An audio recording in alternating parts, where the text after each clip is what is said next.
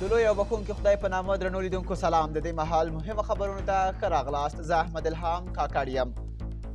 د ریاست الوزرا اقتصادي مرستیال ملا عبدالغني برادر اخوند وایي د افغانستان د پرمختګ او صنعتي کېدو په موخه د دوی ټوله هڅه دا ده چې په کور دننه د خپل اړتیا وړ برېښنا تولید کړي چې په دې سره به د هیواد اقتصادي پرمختګ ته لاره هواره شي. نوموړي په ننګرهار کې د خبرو پر مهال زیاته کړه چې د سوداګرۍ او ترانزیت کچې د زیاتېدو په موخه یې د کابل جلال آباد لوی لارې د دوهم سړک جوړولو پروژه هم په خپلو کاري لومړیتوبونو کې نیولې ده. د افغانستان لپاره د اروپایي ټولنې شارژ دافیر رافیل ایودیچي د اسلامي امارت د کورنۍ چارو له سرپرست وزیر سراج الدین حقاني سره په کتنه کې د نورو موضوعاتو ترڅنګ راتلونکي میاشت په دوحه کې د افغانستان په اړه د ښکېلو هیوادونو د جوړېدونکې غونډې په اړه خبرې وکړې. میرمن ایودیچي په ټول افغانستان کې د امنیت ستاینه وکړه او همدارنګه د هرات له زلزله ځپلو او هیواد ته د راستنېدونکو افغانانو سره د همکارۍ په ګډون د نورو بشري مرستو ډاډ ورکړ. له دې سره د اسلامي امارت د کورنۍ چارو سرپرست وزیر له نړیوالو سره د زیات تعامل غوښتنه وکړه او وویل چې حکومت یې باید په نړیوالو مهمو بنسټونو کې خپل غړیتوب ترلاسه کړي.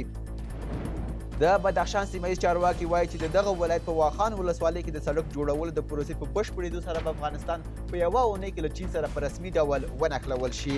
د رسنیو په حواله د بدخشان والي له حریت راډیو سره په مرکه کې ویلي چې د دغه سړک بشپړ کار او قیرزي به د راتلونکي کال په پسرلي کې پیل شي. د دغه سړک د جوړولو چارې شاوخوا 15 میاشتې وړاندې پیل شوې وې.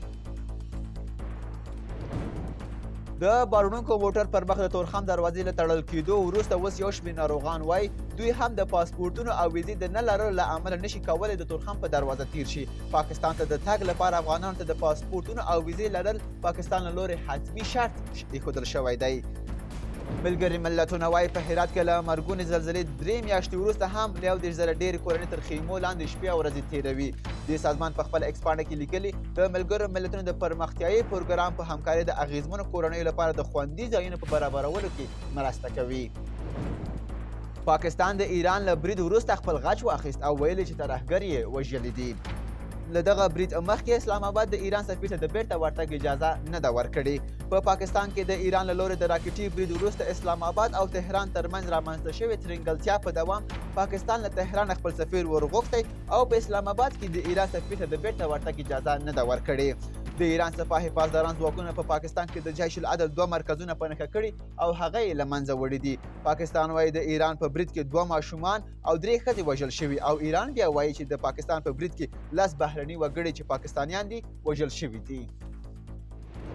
ملګري ملتونه وایي پر اوکراین د روسیې په حملو کې د ولسي وګړو مرګ ژوبله زیاته شوې ده. سرچینې ویلي چې په یوازې په 13 ډسمبر میاشت کې د روسیې په هوایي بریدونو کې د اوکراین 101 ولسي وګړي وژل شوي او 419 ټپیان شوي چې دا د مخکنۍ میاشتې په پرتله د مرګ ژوبلې په سلو کې څه کم 22 زیاتوالی ښیي. د روسیې د برید له پیله تر اوسه 10,000 زیات اوکراینیان وژل شوي او له 19,000 زیات ټپیان شوي دي. پاکستان په 3مه کرکټ لوبه کې د نیوزیلند په وړاندې غاړه ماتېدو ته کېښوده او نیوزیلند د 15 اوریزو لوبو 3 لومړۍ لوبې په پرلپسې توګه وګټلې او لوبلړۍ یې په خپل نوم کړه. په دې 3مه لوبه کې کوربنۍ لوبډلې پاکستان ته د 7 لوبغاړو په سوځېدو 243 سترو منډو هدف ټاکلی و خو پاکستان یوازې 109 منډې وکړې او لوبه یې د 45 منډو په توپیر وبایلله. دا د شاهین افریدي په لوبډل مشرۍ کې د پاکستان پرلپسې 3مه ماته ده. او کابل کې د فریسبي سیالیو اتلولي ایران کې د میشتو افغان مهاجرینو لوبډلې وګټله.